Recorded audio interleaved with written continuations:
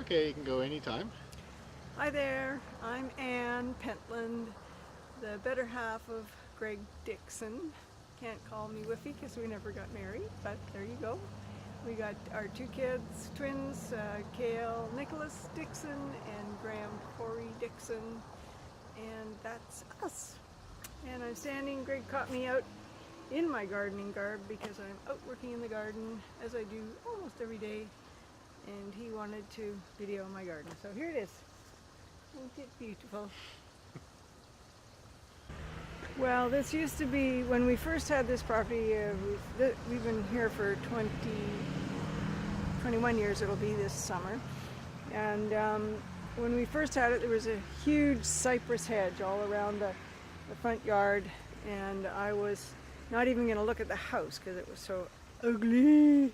I didn't think I could live behind it, but the house is nice. It's got a beautiful view and it's got wonderful airflow, which I need as a gardener. And all this front yard here is bonus. It's all boulevard. My property ends right here at the lawn, and then this was all just grass when we got it. It took me 3 years to come around to finally get the guts to take the hedge down. We took it down, we chipped it up, put it all back in there, got 10 truckloads of soil from the city to build up on more of a gradual slope. And I planted a bunch of trees here, and they were all about this big when I planted them, and now they're a little bit bigger. So when I first planted the garden, it was the sunny bank, a hot sunny bank. Now I'm going through and renovating the garden. It's a shady woodland now, which has been augmented by Greg's wonderful creek that he put in 2 summers ago. Come and see the creek. This is a beautiful euphorbia. It just seeded itself there a couple of years ago, and I couldn't have planted it better.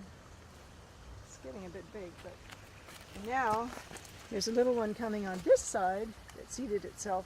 There's one there too, but that one will come up and do this in a couple of years. You like it there? This is Drake's Creek. It's a continuous creek that he put in. All the rocks have come out of this garden or a neighbor's garden, so it's all local. So it looks like the creek has been here longer than us. And it's all driftwood that we got at the beaches. Rebecca spit mostly on Quadra Island on our way to Cortez when we visited Graham the last couple of years.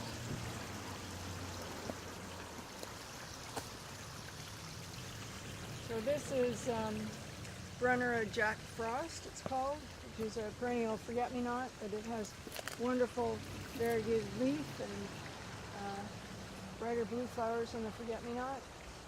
It's there all year round, pretty much in one form or another. And it seeded itself, and it looks like it's coming true. Pretty true, anyway. This one's not. So that's nice. These were Aranthus winter aconite that are yellow, little yellow flower that blooms the very first flower of the year, even before snowdrops bloom. And they're finished now, but these little pockets are all full of seed, so there'll be a bazillion more of them here next year and the following years.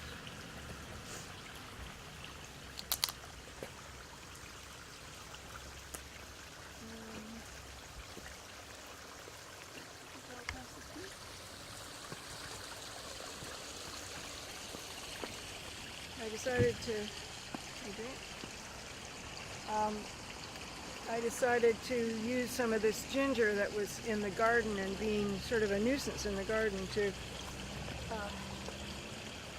go along my pathway.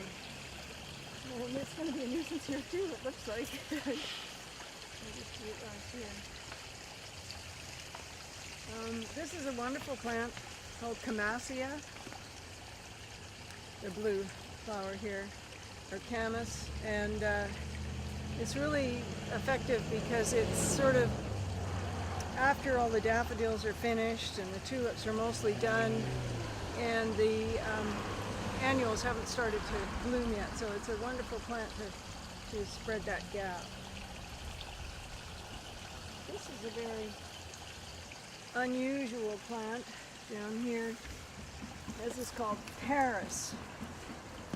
A good little woodland plant. Very unusual little flower there. And I got a little tiny piece of it from a good friend who moved away.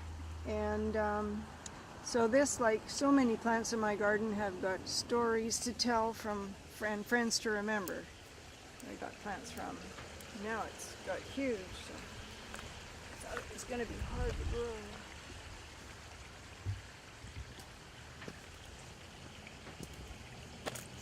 And this plant.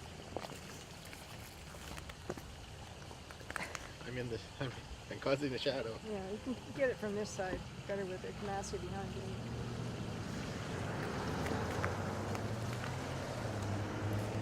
This plant is a cotton thistle or onoportum, and it seeded itself there. And it is a biennial, so the first year it has this wonderful rosette of soft leaves here, but very prickly, spiny edges, especially when it's old. But it's planted itself in a very bad spot because it's hiding some of my special plants, so it's going to get pulled out any minute now. They seed around in the garden, but it's this is a really nice example of it. So cottony and prickly. It's killing my other stuff. It's gotta go!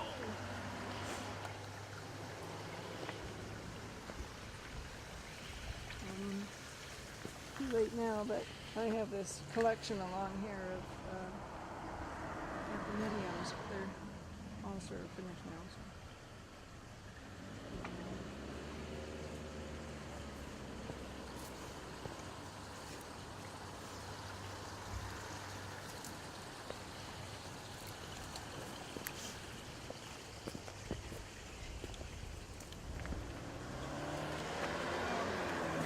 When I first planted the garden, I put this winding pathway in. I had my friend Mick from Ireland come and help me put it in.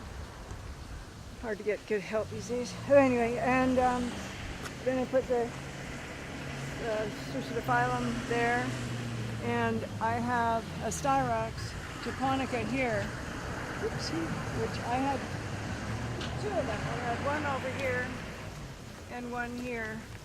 And it comes up and it's like little white bells in June. It's like being in a wedding. This one though, I guess I tend to let my plants survive on their own. I didn't water it enough, I guess, one hot summer, so it died. But I kept the stump anyway, as a reminder. And this one's taking over all right. So I just renovated this area. It's not quite finished. All hostas and things, shady stuff.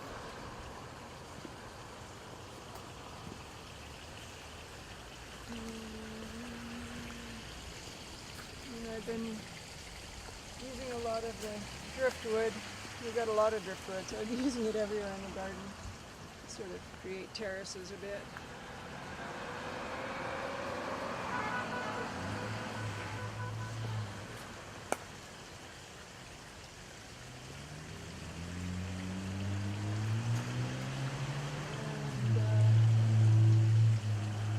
Renovated this area, and just renovated this area. Here. All woodland plants.